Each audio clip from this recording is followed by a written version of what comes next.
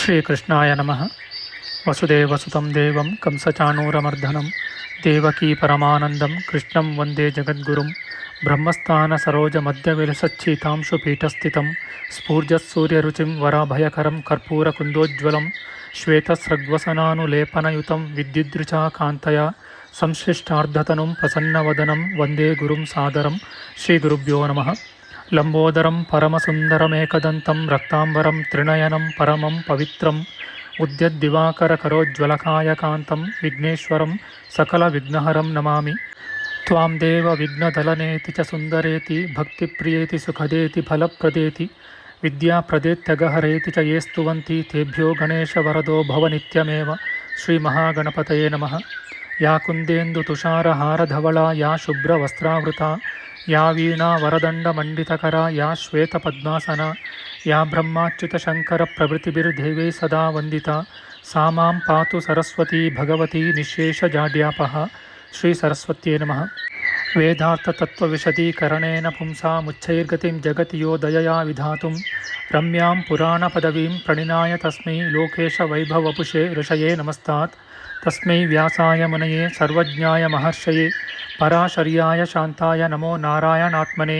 ಶ್ರೀ ವ್ಯಾಸಾಯ ನಮಃ. ನಾರಾಯಣಂ ನಮಸ್ಕೃತ್ಯ ನರಂ ಚೈವ ನರೋತ್ತಮಂ ದೇವೀಂ ಸರಸ್ವತೀಂ ವ್ಯಾಸಂ ತತೋ ಜಯಮುದೀರಯೇತ್. ಕನಕರುಚಿದುಕೂಲಃ ಕುಂಡಲೋಲ್ಲಾಸಿಗಲ್ಲಃ ಶಮಿತಭುವನಭಾರಃ ಕೋಪಿ ಲೀಲಾವತಾರಃ ತ್ರಿಭುವನಸುಖಕಾರಿ ಶೇಷಶಾಯೀ ಮುಕುಂದೋ ಪರಿಕಲಿತರಮಾಂಗೋ ಮಂಗಲಂ ನಸ್ತನೋತು. ನಮಾಮಿ ಗೋವಿಂದಪದಾರವಿಂದಂ ಸದೇಂದಿರಾನಂದನಮುತ್ತಮಾಡ್ಯಂ ಜಗಜ್ಜನಾನಾಂ ಹೃದಯ ಸನ್ನಿವಿಷ್ಟಂ ಮಹಾಜನೈಕಾಯನಮುತ್ತಮೋತ್ತಮಂ. ನಮಸ್ತೆ ಚಕ್ರಹಸ್ತಾಯ ಶಾಂಗಹಸ್ತಾಯ ತೇ ನಮಃ. ನಂದಹಸ್ತಾಯ ತೇ ವಿಷ್ಣೋ ಶಂಖಹಸ್ತಾಯ ತೇ ನಮಃ. ಓಂ ನಮೋ ವಾಸುದೇವಾಯ ನಮಃ ಸಂಕರ್ಷಣಾಯ ಚ ಪ್ರದ್ಯುಮ್ನಾಯ ನಮಸ್ತುಭ್ಯಂ ಅನಿರುದ್ಧಾಯ ತೇ ನಮಃ. ಅನಾಕಾರೋ ಮಹೋಜಾಶ್ಚ ಯಶ್ಚಾದೃಷ್ಟಗತಿರ್ದಿವಿ ಜಗತ್ಪೂಜ್ಯೋ ಜಗತ್ಪ್ರಾಣಂ ತಂ ವಾಯುಂ ಪ್ರಣಮಾಮ್ಯಹಂ. ವಾಯುರೂಪಿ ಪರಮಾತ್ಮನೇ ನಮಃ. ಪ್ರಿಯ ಬಾಂಧವರೇ, ನಮ್ಮ ಈ ಶ್ರೀ ಲಾಲಿಕೃಷ್ಣ ಚಾನಲ್ಗೆ ಸ್ವಾಗತ. ಹಿಂದಿನ ವಿಡಿಯೋದ ಮುಂದುವರಿದ ಭಾಗವಾದ ಇಂದಿನ ವಿಡಿಯೋದಲ್ಲಿ ನಾವು ಶ್ರೀಮದ್ ವಾಯು ಮಹಾಪುರಾಣದ ಪ್ರಥಮ ಖಂಡದ 54ನೆಯ ಅಧ್ಯಾಯದ ಮಧ್ಯಮಾಂಶದ ವಿಚಾರ ಮಾಡೋಣ. ಈ ಅಧ್ಯಾಯದಲ್ಲಿ ನೀಲಕಂಠ ಸ್ತೋತ್ರ, ಸಮುದ್ರ ಮಥನ, ವಿಷೋತ್ಪತ್ತಿ, ದೇವತೆಗಳ ಕೈಲಾಸಗಮನ, ಈಶ್ವರನ ವಿಷಪಾನ, ಅದರಿಂದಾದ ನೀಲಕಂಠತೆ ಮತ್ತು ಈಶ್ವರ ಸ್ತೋತ್ರದ ವಿಚಾರ ಮಾಡೋಣ. ಶ್ರೀಕೃಷ್ಣಾಯ ನಮಃ.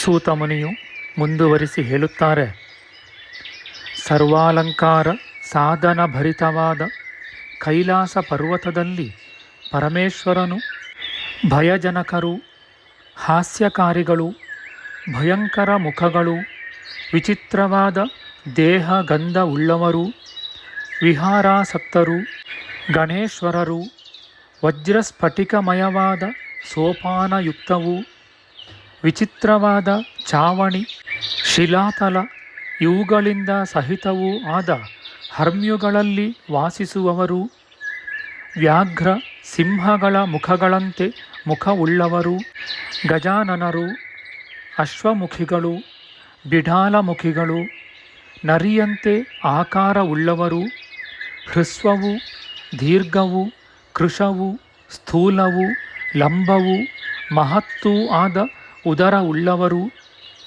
ಮೋಟಾದ ಮೊಣಕಾಲುಳ್ಳವರು, ನೇತಾಡುವ ತುಟಿಗಳುಳ್ಳವರು, ದೀರ್ಘವಾದ ಪಾದ ಉಳ್ಳವರು, ಗೋವಿನ ಕಿವಿಯಂತೆ ಕರ್ಣ ಉಳ್ಳವರು, ಏಕಕರ್ಣಿಗಳು, ಮಹಾಕರ್ಣಿಗಳು, ಕಿವಿ ಇಲ್ಲದವರು, ಅನೇಕ ಪಾದ ಉಳ್ಳವರು, ಮಹಾಪಾದ ಉಳ್ಳವರು, ಏಕಪಾದಿಗಳು, ಪಾದರಹಿತರು, ಅನೇಕ ಶಿರಸ್ಕರು, ಮಹೋತ್ತಮಾಂಗಿಗಳು, ಏಕಶಿರಸ್ಕರು, ತಲೆ ಇಲ್ಲದವರು, ಅನೇಕ ನೇತ್ರಮಂತರು, ಮಹಾನಯನ ಉಳ್ಳವರು, ಏಕನೇತ್ರರು, ನೇತ್ರರಹಿತರು, ಮಹಾಯೋಗಿಗಳು, ವಿವಿಧಾಕಾರಿಗಳೂ ಆದ ಭೂತ ಪ್ರೇತ ಪಿಶಾಚಾದಿಗಳಿಂದಲೂ ಗಣನಾಯಕರಿಂದಲೂ ಪರಿವೃತನಾಗಿ ಹೊಳೆಯುತ್ತಿದ್ದನು.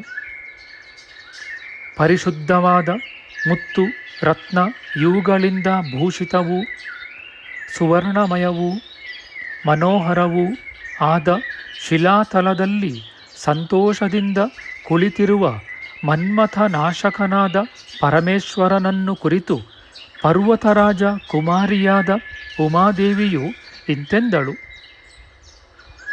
ಉಮಾದೇವಿಯು ಹೇಳುತ್ತಾಳೆ, ಎಲೈ ಪ್ರಿಯನೇ, ಪೂಜ್ಯನು ಭೂತ ಭವಿಷ್ಯದ್ ವರ್ತಮಾನ ಕಾಲದಲ್ಲಿಯೂ ಸ್ವಾಮಿಯೂ ವೃಷಭಧ್ವಜನೂ ಶಾಸಕನೂ ಮಹಾದೇವನೂ ಆದ ನಿನ್ನ ಕಂಠದಲ್ಲಿ ನೀಲಮೇಘದಂತೆ ಹೊಳೆಯುತ್ತಿರುವ ಆ ಚಿಹ್ನೆಯು ಯಾವುದು?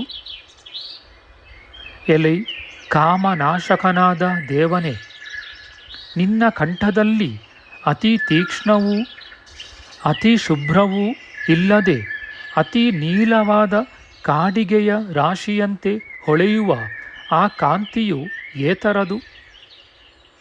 ಹೀಗಾಗಲು ಕಾರಣವೇನು? ಯಾವ ಕಾರಣದಿಂದ ಕರ್ರಗೆ ಕಪ್ಪಾಗಿದೆ? ಇವೆಲ್ಲವನ್ನೂ ಕ್ರಮವಾಗಿ ಯಥಾಸ್ಥಿತವಾಗಿ ನಿರೂಪಿಸಬೇಕು. ಇದನ್ನು ಕೇಳಲು ನನಗೆ ಅತ್ಯಂತ ಕುತೂಹಲವಿರುತ್ತದೆ ಎಂದು ಪಾರ್ವತಿಯು ಪ್ರಾರ್ಥಿಸಿದಳು. ಅನಂತರ ಉಮಾಪತಿಯಾದ ಶಂಕರನು ಆ ಪಾರ್ವತೀದೇವಿಯ ಮಾತುಗಳನ್ನು ಕೇಳಿ ಪ್ರೀತನಾಗಿ ಮಂಗಳಕರವಾದ ಕಥೆಯನ್ನು ಹೇಳಲು ಉಪಕ್ರಮಿಸಿದನು.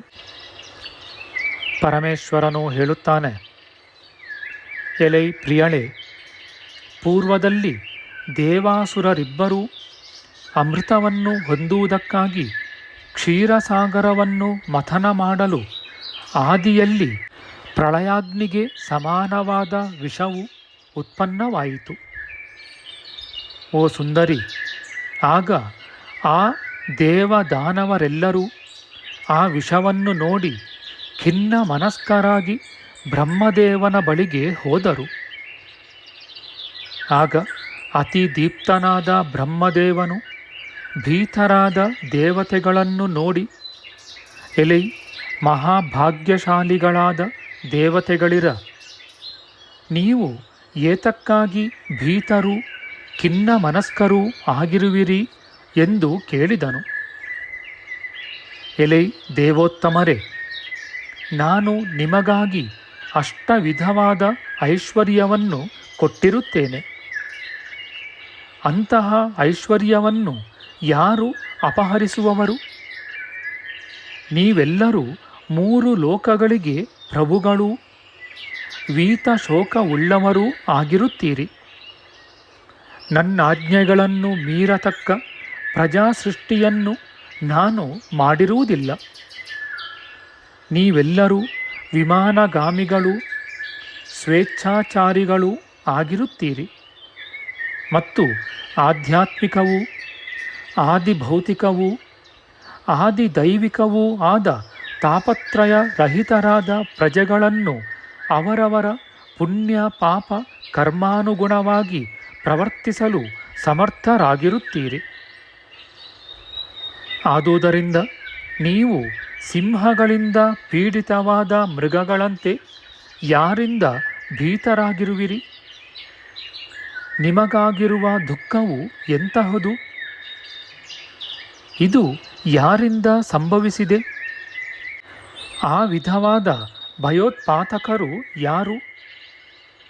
ಇವೆಲ್ಲವನ್ನು ಯಥಾಸ್ಥಿತವಾಗಿಯೂ ಸಾಂಗವಾಗಿಯೂ ಶೀಘ್ರವಾಗಿಯೂ ನೀವು ಹೇಳಲು ಅರ್ಹರಾಗಿ ಇರುತ್ತೀರೆಂದು ಬ್ರಹ್ಮನು ದೇವತೆಗಳಿಗೆ ಹೇಳಿದನು.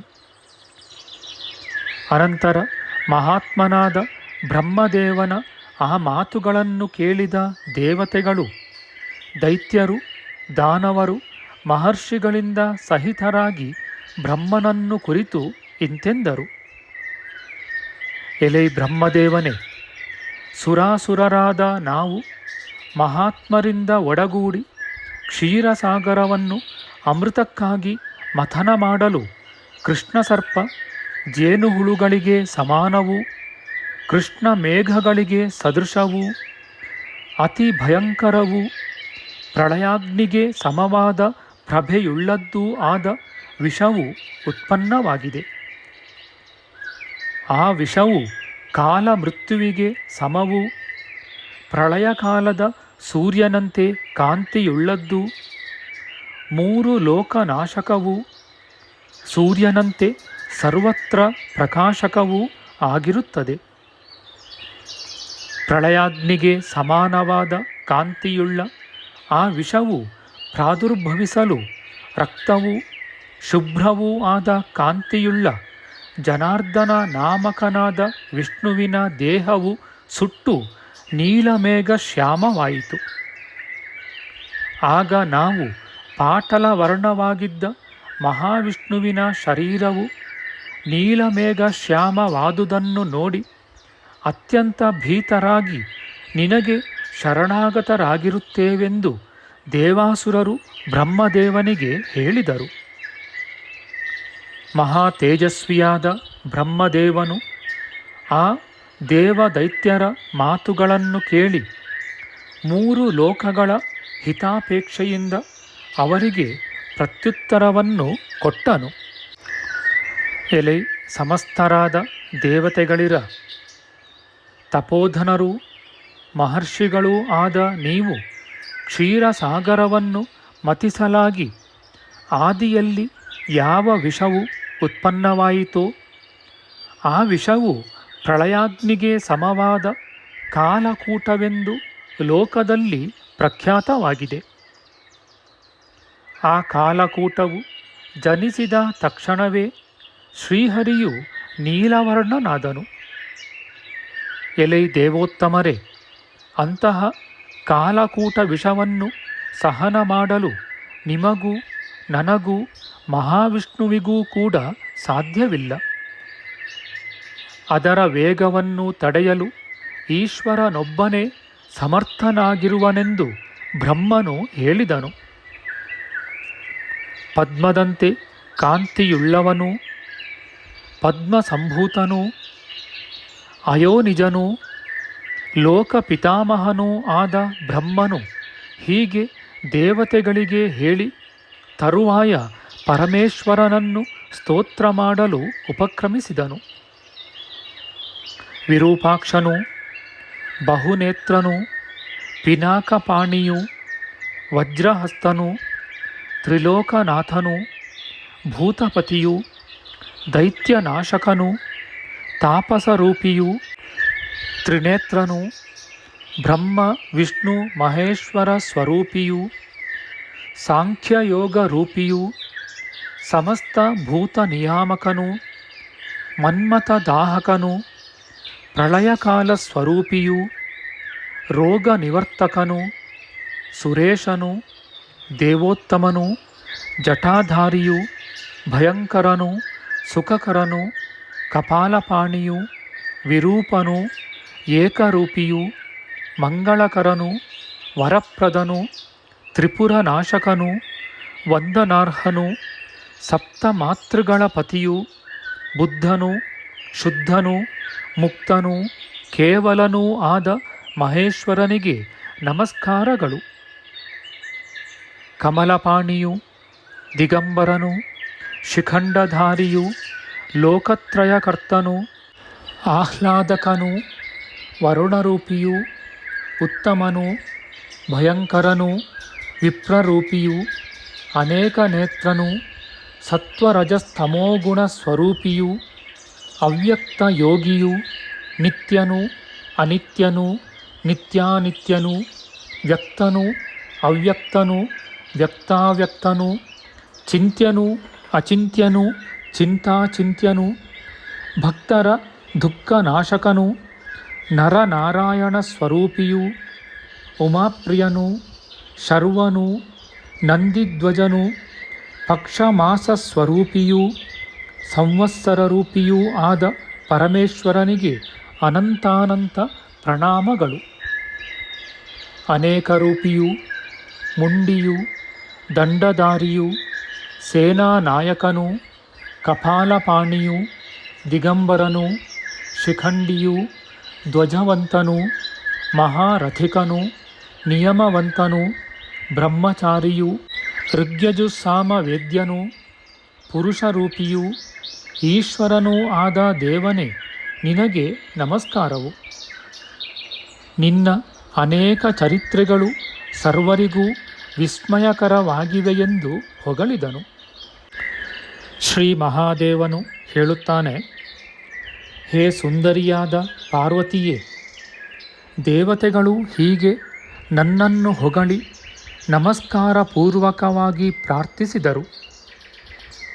ದೇವದೇವನು ಗಂಗಾಜಲದಿಂದ ತೋಯಿಸಲ್ಪಟ್ಟ ಜಟಾಜೂಟ ಉಳ್ಳವನೂ ಸೂಕ್ಷ್ಮನೂ ಅತ್ಯಂತವಾದ ಯೋಗಾತಿಶಯದಿಂದ ಅಚಿಂತ್ಯನೂ ಆದ ಈಶ್ವರನು ಗಂಗಾಜಲದಿಂದ ಆವೃತವಾದ ಚಂದ್ರನಂತೆ ವ್ಯಕ್ತಾವ್ಯಕ್ತನಾಗಿರುವನು. ಎಲೋ ಪಾರ್ವತೀದೇವಿಯೇ, ಲೋಕಕರ್ತನೂ ಸಮಗ್ರ ಐಶ್ವರ್ಯಾದಿವಂತನೂ ಆದ ಬ್ರಹ್ಮದೇವನು ಹೀಗೆ ವೇದಾಂಗಗಳಿಂದ ಪೂರ್ಣವಾದ ವಿವಿಧ ಸ್ತೋತ್ರಗಳಿಂದ ಹೊಗಳಿದನು.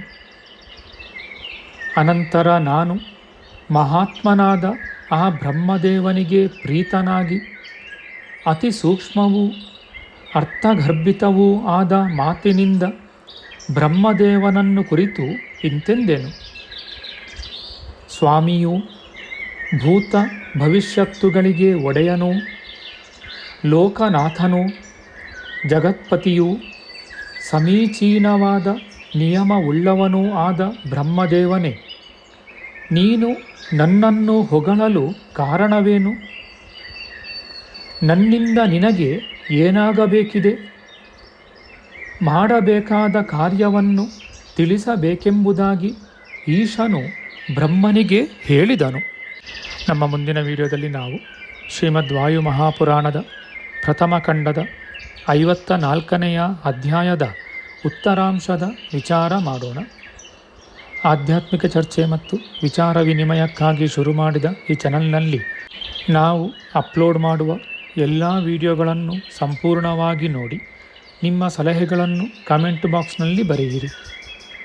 ಈ ಚಾನಲ್ಗೆ ಸಬ್ಸ್ಕ್ರೈಬ್ ಮಾಡಿ ಹಾಗೂ ಬೆಲ್ ಬಟನ್ ಒತ್ತಿ ನಾವು ಹಾಕುವ ಎಲ್ಲ ವಿಡಿಯೋಗಳನ್ನು ನೋಡಿ ಪ್ರೋತ್ಸಾಹಿಸಿ. ಕೃಷ್ಣಂ ನಾರಾಯಣಂ ವಂದೇ ಕೃಷ್ಣಂ ವಂದೇ ವ್ರಜಪ್ರಿಯಂ ಕೃಷ್ಣಂ ದ್ವೈಪಾಯನಂ ವಂದೇ ಕೃಷ್ಣಂ ವಂದೇ ಪೃತಾಸುತಂ.